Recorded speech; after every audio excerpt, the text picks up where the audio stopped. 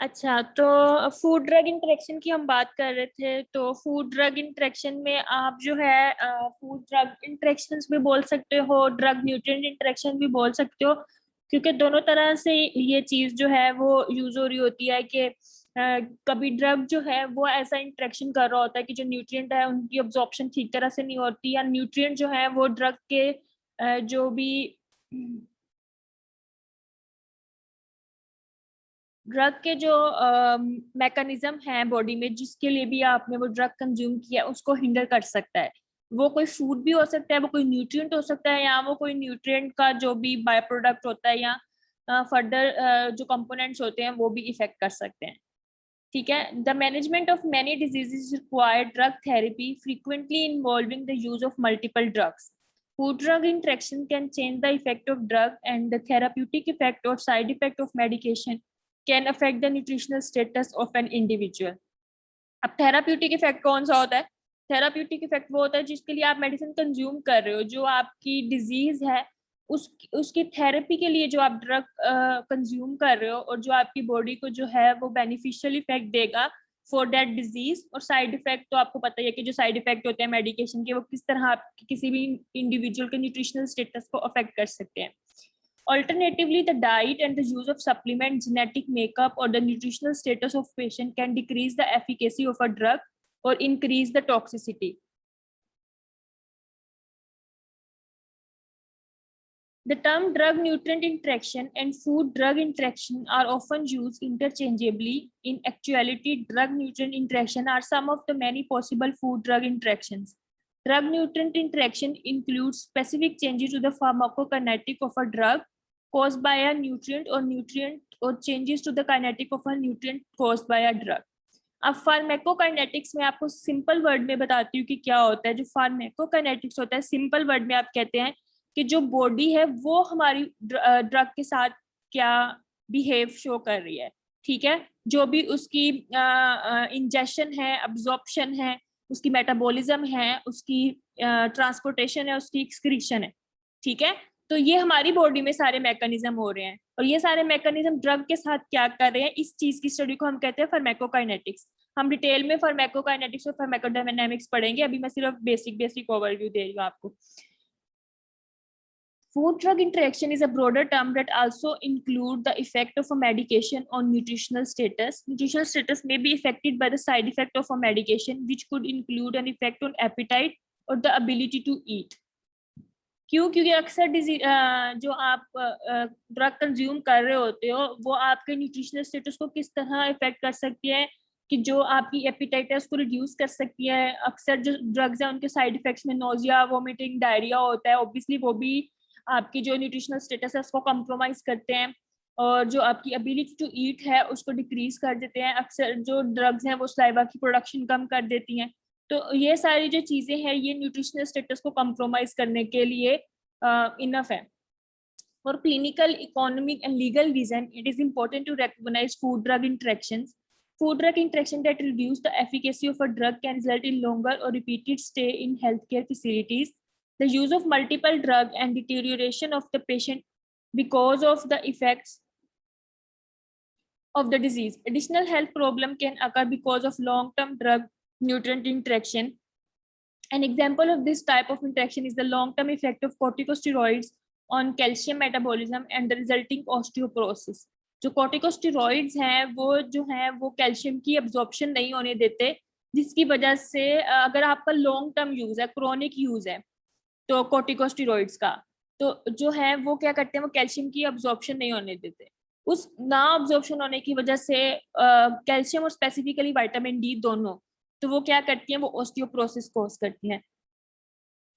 Corticosteroid जो drugs हैं वो बेसिकली जो आप इन्फ्लेमेशन को रिड्यूस करने के लिए है, उसके लिए आप ज्यादातर कोर्टिकोस्टेरॉइड्स जो हैं वो यूज कर रहे होते हैं। Medical team members should be aware that therapeutically important food drug interaction can be the following.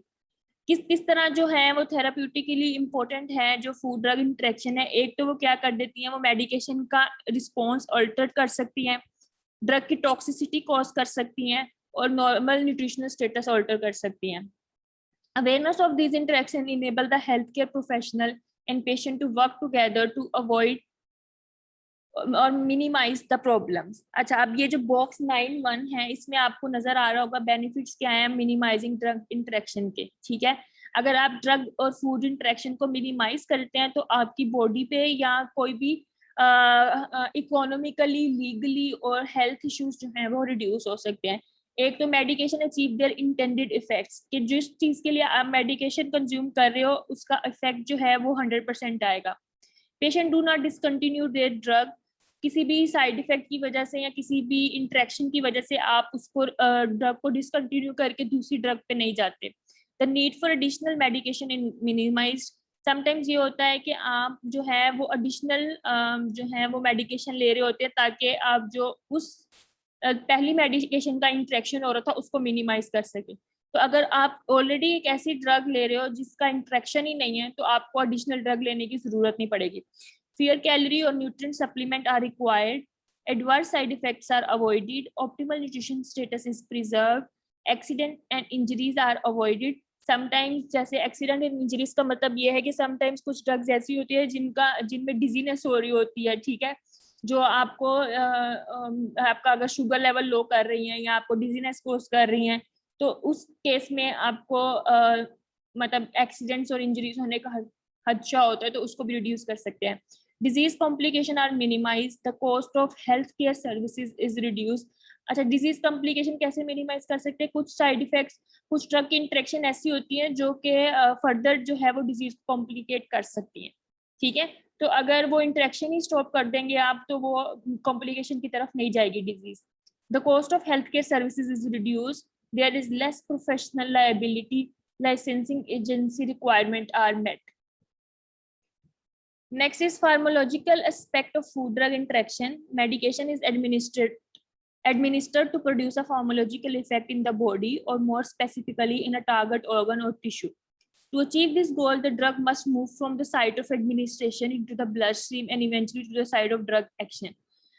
अच्छा, ये है ओरल ड्रग्स के लिए जो आप ओरल कंज्यूम कर रहे हैं। जो आप जो ले रहे होते हैं, आईवी ले रहे होते हैं, वो तो डायरेक्ट ब्लड में जाती हैं। ठीक है, उनकी बात नहीं हो रही, उन ड्रग्स की बात हो रही जो आप ओरली कंज्यूम कर रहे हैं कि वो आप पहले उनको एडमिनिस्टर करते हैं, फिर वो आपकी ब्लड स्ट्रीम में जाती है और फिर जहाँ पे आपकी बॉडी में उसका एक्शन रिक्वायर होता है फिर वो उस साइड पे जाती है। In due course, the drug may be changed to active or inactive metabolite and is ultimately eliminated from the body. An interaction between the drug and a food component or a nutrient can alter this process at any point. Food drug interaction may be divided into two broad types: pharmacodynamic interactions, which affect the pharmacological action of drug, and pharmacokinetic interactions, which affect the movement of drug into, around or out of the body. अब जैसे मैंने आपको पहले बताया है, pharmacodynamic जो होता है ना वो बेसिकली होता है कि ड्रग आपकी बॉडी पे क्या इफेक्ट कर रहा है। ड्रग आपकी बॉडी पे इफेक्ट करने का मतलब ये है कि ड्रग किस तरह जाता है आपकी बॉडी में और जाके वो रिसेप्टर साइड पे अटैच होता है। ठीक है, फार्माकोकाइनेटिक होता है कि बॉडी आपकी ड्रग को क्या अफेक्ट कर रही है, कि जो भी ड्यूरिंग इंजेक्शन मैंने आपको जैसे पहले बताया, अब्जॉर्प्शन, मेटाबॉलिज्म, उसकी एक्सक्रीशन। अच्छा, अब्जॉर्प्शन, मेटाबॉलिज्म, ट्रांसपोर्टेशन और एक्सक्रीशन, किसी भी पॉइंट पे कोई भी न्यूट्रिएंट कंपोनेंट या फूड जो है वो अल्टर कर सकता है। ठीक है, या वो ऐसे बाय प्रोडक्ट प्रोड्यूस कर सकता है जो कि टॉक्सिक हो। ठीक है, क्योंकि आपकी सम ड्रग्स होती हैं जिन पहले अपने मेटाबोलाइट्स में चेंज होती हैं फिर वो बॉडी से एलिमिनेट होती हैं। तो समटाइम्स ऐसे होता है कि जो न्यूट्रिएंट है या कोई भी अदर फूड कंपोनेंट है अगर वो उसको अल्टर कर देगा तो जो बाय प्रोडक्ट या मेटाबॉलिक प्रोडक्ट उसका बाद में बनेगा मे बी वो कुछ और बन जाए और जो बॉडी के लिए टॉक्सिक हो। ठीक है, समझ आ रही है मेरी बात?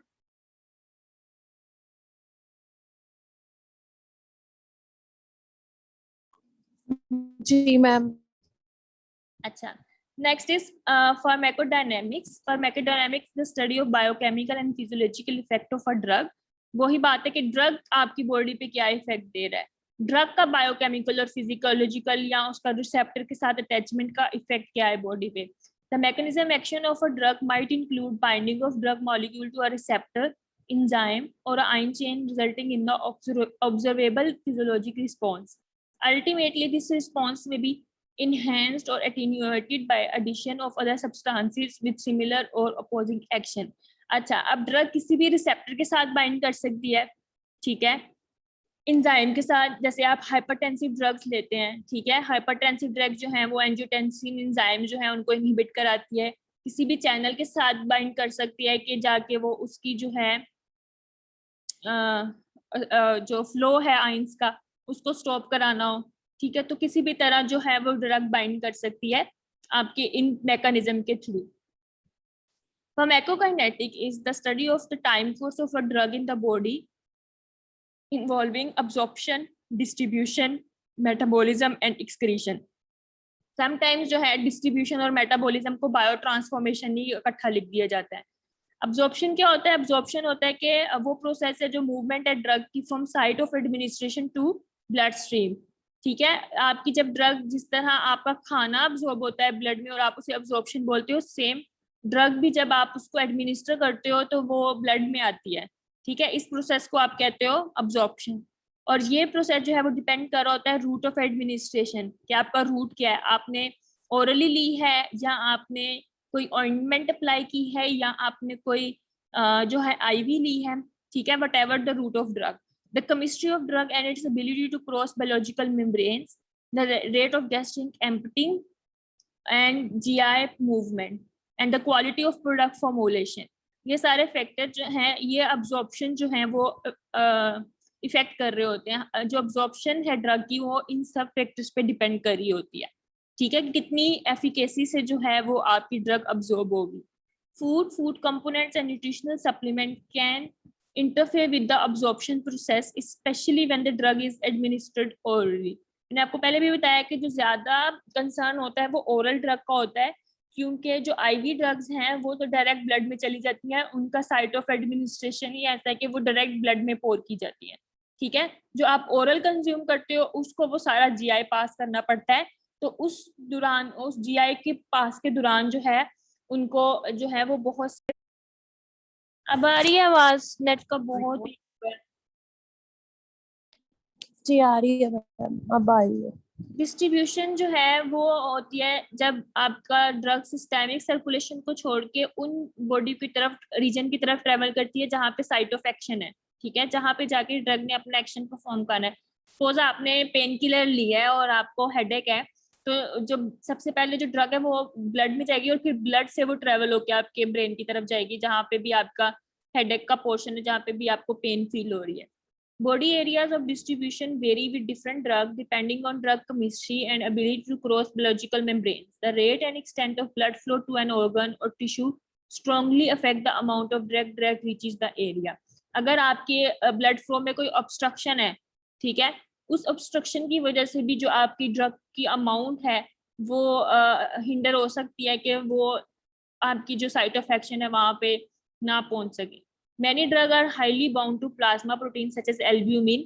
The bound fraction of the drug does not leave the vasculature and therefore does not produce a pharmacological effect. अच्छा, कुछ जो आपकी ड्रग का पोर्शन होता है वो एल्ब्यूमिन के साथ अगर बाउंड कर गया है तो वो एल्ब्यूमिन के साथ ही बाउंड रहेगा, वो आपकी कोई भी इफेक्ट कॉज नहीं करेगा बॉडी में, ठीक है, मतलब वो साइट ऑफ एक्शन की तरफ नहीं जाएगा, वो ब्लड में ही रहेगा। जो अनबाउंड फ्रैक्शन है वो ही जाती है आपके टारगेट ऑर्गन की तरफ।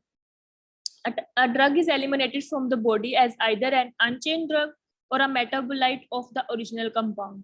The major organ of metabolism or biotransformation in the body is the liver, although the other sites such as intestinal membrane contribute to variable degree. अच्छा, अब इस बात का मतलब ये है कि जब साइट ऑफ एक्शन पे चली जाती है और वो अपना एक्शन परफॉर्म कर लेती है ड्रग, तो जो ड्रग है फिर वहां से जाती है लीवर के पास, क्योंकि आपको पता है कि जो भी आप चीज कंज्यूम करते हैं आइदर वो आपका फूड है, वो आपका ड्रग है या वो कोई टॉक्सिन है, उसने जाके मेटाबोलाइज अल्टीमेटली लीवर में होना है, ठीक है। तो जो भी आपकी ड्रग है वो फिर साइट ऑफ एक्शन पे अपना एक्शन परफॉर्म करने के बाद लीवर जाती है, फिर जो लीवर है वो उसको उसके मेटाबोलाइट में कन्वर्ट करे या वो ओरिजिनल फॉर्म में ही रहे, ठीक है। ये अब उस ड्रग के ऊपर, ड्रग की केमिस्ट्री के ऊपर या उस पे डिपेंड कर रहा होता है, ठीक है, फिजियोलॉजी पर। फिर जब वहां पे वो बायो ट्रांसफॉर्मेशन होती है, लीवर जो है वो उसे कन्वर्ट करता है और समहाउ इंटेस्टाइनल मेम्ब्रेन भी कंट्रीब्यूट कर रही होती है, लेकिन मेजर साइट आपकी लीवर है। One of the most important enzyme system that facilitate drug metabolism is the cytochrome P450 enzyme system. This is a multi-enzyme system in the smooth endoplasmic reticulum of numerous tissue that is involved in phase 1 of liver detoxification. अब ये जो सारी चीजें हैं ये आपकी basics है, ठीक है। आपको मैं पूरा डिटेल में फार्माकोकाइनेटिक और फार्माकोडायनामिक का एक पूरा प्रॉपर लेक्चर होगा नेक्स्ट, जिसमें आपको पूरी तरह मतलब 1 by 1 स्टेप पे किस तरह जो है वो ड्रग जाती है और उसका मैकेनिज्म ऑफ एक्शन क्या है, ठीक है। अभी ये सिर्फ आज ओवरव्यू का लेक्चर है। फूड और डाइटरी सप्लीमेंट में टर्म से आपको मतलब फेमिलियर हो जो आप लोग। This is a food or dietary supplement may either increase or inhibit the activity of this enzyme system, which can significantly change rate of extent of drug metabolism. The general tendency for the process of metabolism is to transform a drug from a lipid soluble to a more water soluble compound that can be handled more easily by the kidneys and excrete in the urine. अच्छा, ultimately जब आपने drug को excrete कराना है हमारी body से बाहर, तो आप उसको किसी ऐसे मेटाबोलाइट में चेंज करता है आपकी बॉडी या लीवर के जो है वो इजीली आपकी किडनीज जो है वो उन्हें आपकी बॉडी से बाहर एलिमिनेट कर सके, ठीक है। तो जो लिपिड सोलुबल ड्रग्स होते हैं फिर उन्हें वो वाटर सोलुबल में कन्वर्ट करते हैं ताकि आपकी किडनीज जो है वो उनको विदाउट एनी स्ट्रेस जो है वो बॉडी से एलिमिनेट कर ले। अच्छा, लास्ट इज एक्सक्रीशन। एक्सक्रीशन जो है वो बेसिकली आपकी ज्यादातर किडनी से होती है थ्रू यूरिन, लेकिन सम ऑफ फीसिस और बाइल या अदर बॉडी फ्लूइड से भी आपकी जो ड्रग है वो एलिमिनेट हो रही होती है, सिक्रीट आउट हो रही होती है। अगर कोई कंडीशंस ऐसी हैं जिसमें आपकी यूरिनरी पीएच चेंज हुई है तो जो ड्रग है वो वापस जो है वो रिजॉर्ब हो जाएगी आपकी रीनल ट्यूब्यूल के थ्रू, वो एक्सक्रीट नहीं होगी, ठीक है। इस प्रोसेस को हम कहते हैं tubular resorption. The recommended dose of a drug generally assumes normal liver and kidney function. The dose and dosing interval of an excreted drug or active metabolite must be adjusted to meet the degree of renal dysfunction in patient with kidney disease. ठीक है, जो ultimately फिर body से excrete होना होता है आपकी drug में। अब जो नेक्स्ट लेक्चर होगा वो आपका मैं पूरा फार्माकोकाइनेटिक और फार्माकोडायनामिक्स जो है उनके ऊपर होगा, किस तरह उनका मैकेनिज्म होता है ड्रग के एक्शन के ऊपर हम बात करेंगे। अगर आपको ड्रग का एक्शन पता होगा तो ही आप जो है वो उसकी इंटरेक्शन आइडेंटिफाई कर सकोगे कि कहाँ कहाँ इंटरेक्शन हो सकती है किस किस न्यूट्रिएंट के साथ, ठीक है। तो अभी कौन सा न्यूट्रिएंट को किस चीज को इफेक्ट कर रहा है ये तो अभी हम नहीं पढ़ेंगे, क्योंकि पहले आपको बेसिक सारी पता होनी चाहिए। आप मैकेनिज्म ऑफ एक्शन पढ़ोगे तो आप आगे इस चीज को आइडेंटिफाई कर सकोगे। वो तो बाद में फिर आपने रट्टा ही लगाना है कौन सी ड्रग जो है वो किसके साथ इंटरेक्ट कर रही है डिजीज वाइज। अभी तक आपका कोई क्वेश्चन किसी का?